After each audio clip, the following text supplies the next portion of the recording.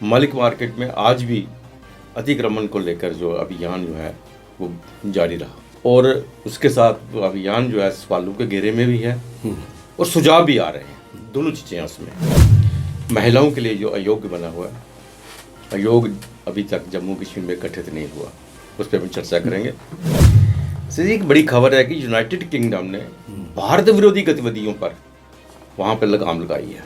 उनका कार्रवाई की जाएगी जो इनके भारत विरोधी गतिविधियाँ यहाँ करेगा। रंगीन खबरों की परत दर परत खोलता है तबसरा। तबसरा बयां करता है खबर के पीछे की कहानी। तीर पंचाल से सब कुछ दिखता है।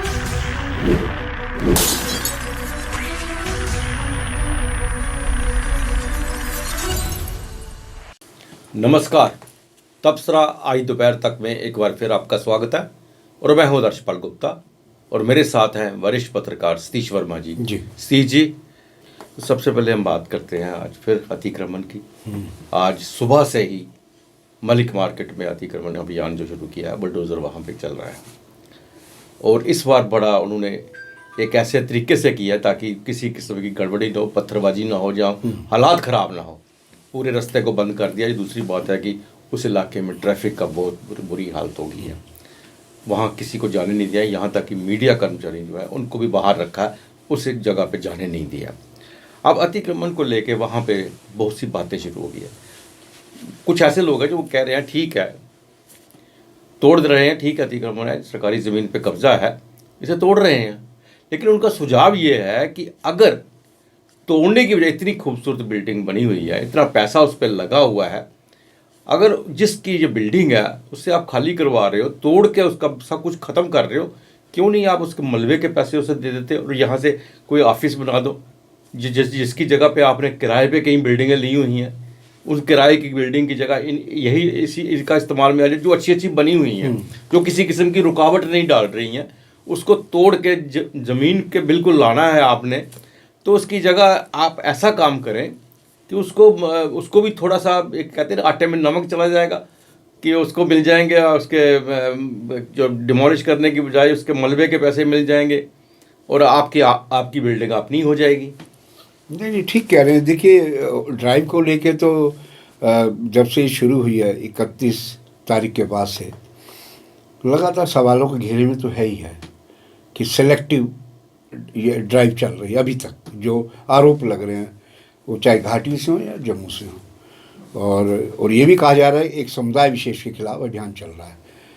लेकिन जो आपने जो बात की है, ये आम चर्चा है लोगों में। जो एक हमारी सिविल सोसाइटी के भी लोग हैं, वो कह रहे बेहतर ये होता है, चूँकि हमारे प्रदेश के, हमारी गवर्नमेंट के, हमारे शासन के कई दफ्तर प्राइवेट कोठियों और घरों में चलते हैं, जिसके लिए हम ही लोगों के टैक्स के पैसे वहाँ किराए के रूप में दिए जाते हैं।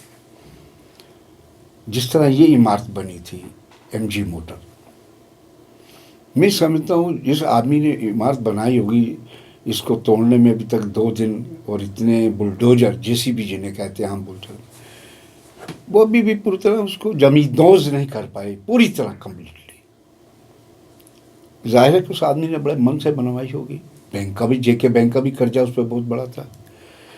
तो उन तमाम बातों पर गौर करते हुए लोगों का मानना यह है कि अगर बेहतर होता है कि सरकार कुछ ऐसा रेजोल्यूशन लाती अपने एडमिनिस्ट्रेशन लेवल पे, ताकि जिस आदमी ने अतिक्रमण किया है, उस पर फिर अवैध निर्माण किया है, उसको अदालत में किसी प्रकार की रिलीफ ना मिल पाए, और जितना मुनासिब बन सकता है, जिस तरह आपने कहा, उसको बाद में एडजस्टमेंट हो जाए, अगर हो सकती है तो, जरूरी नहीं। तो जैसे कि देखिए ना, हमने कई जगह देखा कि डाक खाने खुले हुए हैं और दूसरे महकमों के दफ्तर खुले हुए हैं, और ये लोकेशन इतनी बेहतरीन थी, अप्रोचेबल थी, एक्सेसिबल थी। यहाँ अगर कोई दफ्तर खोल दिया जाता, मेडिकल सेंटर, हेल्थ सेंटर खोल दिया जाता, चूँकि जरूरत है आज स्वास्थ्य की हर आदमी को, तो वो ज़्यादा मैं समझता हूँ बेहतर रहता। और फिर सबसे बड़ी बात यह है कि इमारतें तो शहर में बहुत बनी अतिक्रमण की। सवाल यह है कि उन इमारतों पे नज़र षानी कब होगी। ये ये सबसे नहीं, बड़ी ये बात बड़ा है। अच्छा सुझाव है, लोगों का सुझाव है, क्योंकि आप वहाँ पे ग्राउंड जीरो पे गए थे जी। तो वहाँ पे जाके आपने देखा और उनसे बातचीत की और उन्हें यही बताया कि इतनी कीमती जो इमारत है उसे तोड़ के बिल्कुल ख़त्म करना, ज़मीन दोष करना है, तो उसके इससे बेटर होता कि सरकार अपने कब्जे में ले लेती तो, और इस पर यहाँ पे ऑफिस वगैरह बनता। ये अच्छी बात है, ये चीज़ में कोई बुरी बात नहीं है। सतीश जी, महिला योग का जो था यहाँ पे बना हुआ था, जब नई गवर्नमेंट एलजी की सरकार आई तो सारे के सारे बोर्ड जो है ख़त्म हो गए थे, लेकिन ये कैसा इम्पोर्टेंट है जिसमें महिलाओं के लिए जो उनकी शिकायत होती है उनके लिए उस काम करती हैं ये, और ये अभी तक नहीं बना हुआ। और अब ऐसे शुभ सवाल लग रही है कि शायद इस योग का गठन किया जाए और उसके लिए योग के लिए बहुत से पॉलिटिकल पार्टी जो है अपने अपने जगह पे जोर लगा रही हैं कि किसको वहाँ पे वाइस चेयरमैन बनाया जाए, कमिश्नर बनाया जाए। बिल्कुल आप ठीक कह रहे हैं। देखिए ना, समूचे देश में अगर हम देखें कि हर प्रदेश के अंदर राष्ट्रीय स्तर पर तो है ही है राष्ट्रीय महिला आयोग, चाहे वो माइनॉरिटी कमीशन नेशनल लेवल का हो।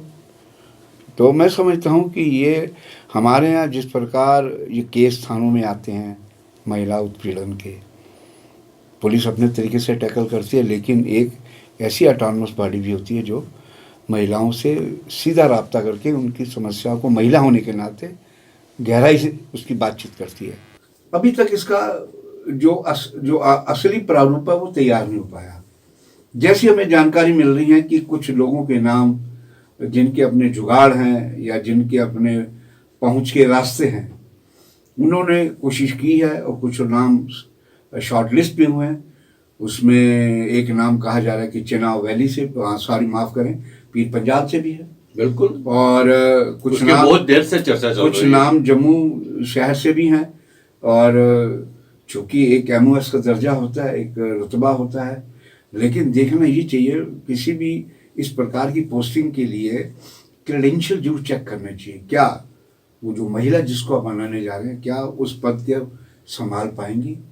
जो पीड़ित महिला आएगी, क्या उसको कंसोल कर पाएंगी, उनकी बात सुन पाएंगी? तो तमाम सवाल आते हैं।